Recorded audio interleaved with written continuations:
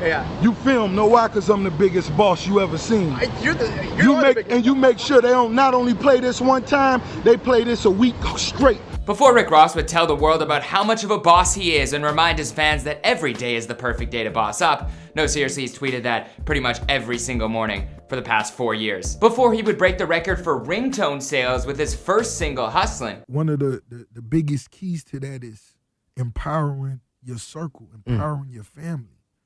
Because you being rich and everybody else being broke next to you is only gonna be so long before you jammed up. Before Rick Ross would hold his own lyrically with some of the best in the game, from Jay-Z to Andre 3 Stacks. Before he would team up with Drake for Ross's 2 highest charting singles on Billboard, I'm On One and Money in the Grave, and their introspective classics, Gold Roses, Free Spirit, Lord Knows, Aston Martin Music, and more. I'm good at, making things bounce back.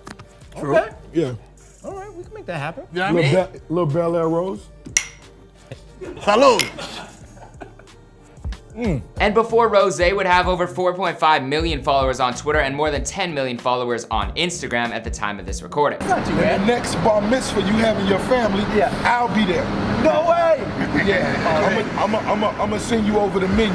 I would have loved to have had Rick Ross perform at my bar mitzvah. But Rick Ross grew up hustling with dreams of one day going #1 and making Aston Martin music. When he was 16 though, he was playing football, but he would stay scheming to push it to the next level. But how did he go from being a kid by the port of Miami with a dream of being the boss to flying out to Santorini, Greece and pulling up in a purple Lamborghini? Well, you clicked on the right video. Ross has had one of the more interesting careers in rap. In a world where authenticity is crucial, Ross has been able to overcome controversies with his past simply by putting out great music. Whether it's been about the origins of his name or a job as a CEO, a lot of Rick Ross's life has been put into question. But 10 albums and a couple of near-death experiences later, he is still putting out hits and he's still a captivating voice within hip-hop. But we're gonna go through all of that in this video. What's going on, good people in the comment section? I hope you're having one heck of a day. My name is Jeremy Heck, and if you're new here and wondering who I am the LA host for this channel, bringing you weekly content. Shout out to everybody watching after school, on their lunch break from work, lying in their bed too lazy to get up for the day yet, and of course,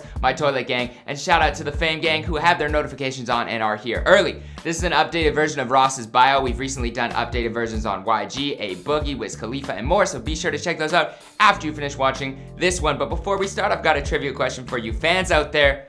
What's the name of Ross's most recent kid? He's got a great name, and it is quintessentially Rick Ross to name him what he did. So leave your guesses in the comments down below, and I will see you guys after the intro.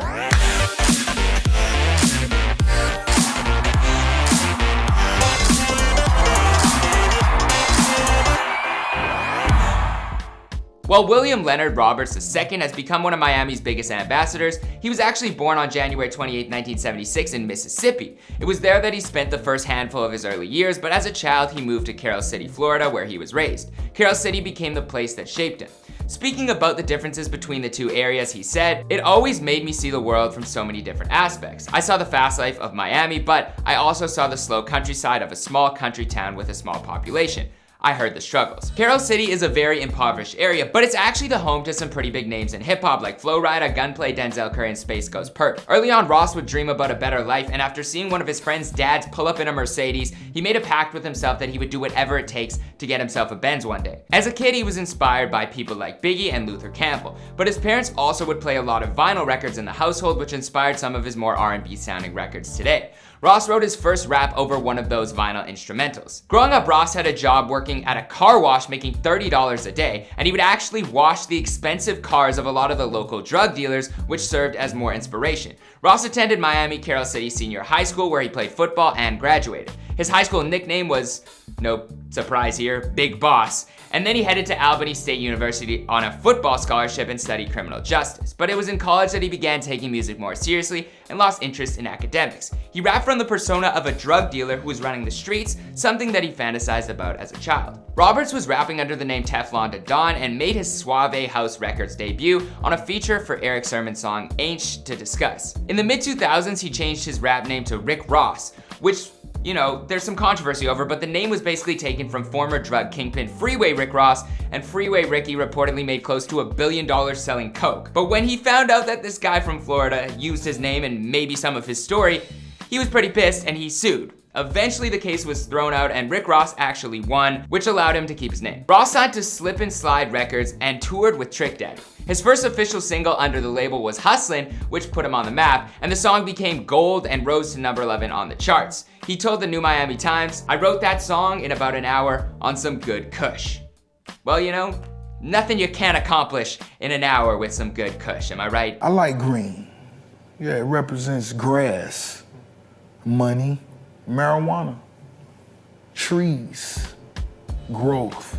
Everyone saw the potential in Ross after his first single, and the biggest names in hip hop were battling to sign the boss. Diddy, Irv Gotti, and Jay-Z all placed their bids, but in the end, Hove came out on top like he usually does. He signed Ross to Def Jam with a multi-million-dollar deal. His debut album, Port of Miami, was released in August of 2006 and debuted at #1 on the US Billboard 200 chart, selling nearly 200K albums in its first week. Ross became close with fellow Miami native DJ Khaled, and they teamed up together for multiple collabs. In 2008, just when it seemed like everything was going as planned for Ross, some controversy sparked. Media Takeout released a picture of a young Ross in uniform, and it wasn't his high school football jersey, it was a picture of Roberts working as a correctional officer. At first, Ross denied it was him in the picture, saying, "Online hackers put my face when I was a teenager in high school on other people's body. If this shit was real, don't you think they would have more specifics like dates and everything?" But the evidence he asked for came shortly afterwards. Evidence was found that Ross worked there for 18 months from December of 1995 until he resigned in June of 1997 when he was making a salary of around $25,000 per year. He graduated from the DOC Training Academy, which included the completion of 540 hours of training, and was assigned to the South Florida Reception Center in Dade County. As you can guess, hip-hop had a pretty strong reaction. In a genre that had NWA screaming "F the police"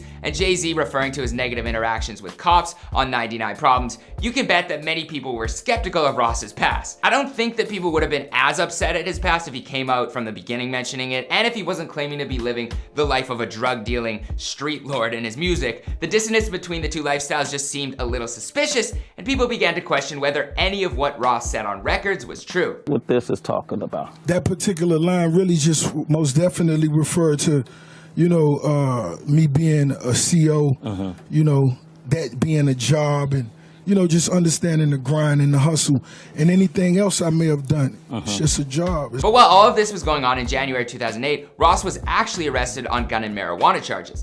8 months later, he was sued by DJ Vlad, who claimed Ross attacked him when he started asking him about the correctional officer stuff. Vlad ended up having a broken eye socket, a broken nose, and nerve damage, so at least we know Ross can fight. And Vlad was given $300,000 in damage after that. I wouldn't be surprised if that wasn't the first person who's tried to fight Vlad. But fighting with Vlad, that's one thing. Fighting with the most notorious troll in the rap game is a whole nother battle. 50 Cent was never one to back down from a battle and was often the one to instigate them, so he didn't seem to be too afraid of Rick Ross. It was all love at first between the two rap moguls, as 50 congratulated Ross on his #1 album. It's been told that there was a sort of beef between you and 50 Cent. Is it a beef? But Ross became upset that apparently 50 Cent looked at him a certain way at the 2008 BET Awards, and even though 50 Cent claimed to not remember Rick Ross being there, which is classic 50, it did spark something in Ross. And I guess Ross decided there might actually be some beef, and on Mafia Music threw some shots at 50 Cent. 50 was probably delighted to hear the diss, as he seems to get actually excited about beef. He decided to lean all the way into Ross's past and release songs, got Ross's baby mom involved, and created a full-on cartoon show called Officer Ricky. Rick, bro, I'm gonna f your life up. 50 is an absolute psychopath. That's the only way I can describe it. The way he was so calm and maniacal talking about that whole beef is hilarious. And even today, in 2019, the two are going back and forth. Do you guys think this beef will ever end? Let me know in the comments down below. But ultimately, whether you think 50 won in terms of pettiness and creativity, Ross kept making an impact in the game, and he did it solely through great music. He kept putting out hits.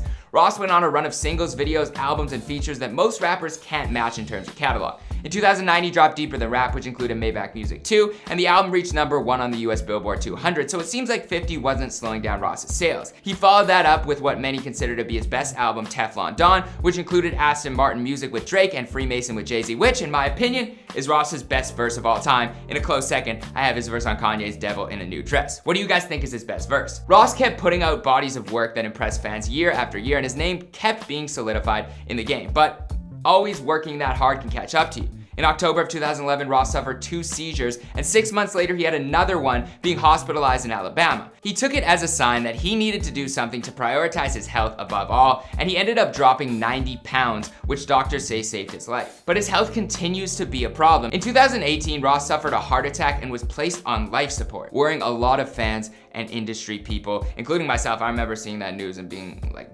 is he gonna be okay? So wishing Ross nothing but the best in terms of his health, and I hope that that doesn't continue to be a problem.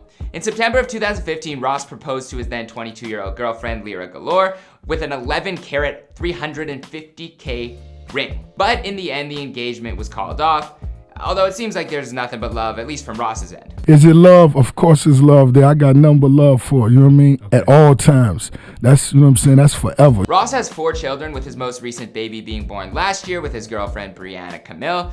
His son's name is Billion Roberts. That kid is born to be great, and there's no doubt about it. And there you have the answer to the question from the beginning of the video. Also hilarious. I feel like Ross, that would be the name that he would choose for his kid. I'm surprised it took him 4 kids to name one. Billion. But most recently, Ross dropped his album Port of Miami 2, bringing things full circle in his career, and it seems like Ross will continue his run. But as for the rest of the video, that's all I got for you. Let me know who you want me to cover next in the comments down below. I'll try to make as many of those videos for you as I can. Also follow me on Instagram. We can talk about this video, future videos. Dream good, live better. I'll see you in the next video, and if nobody's told you yet today, I love you. Peace.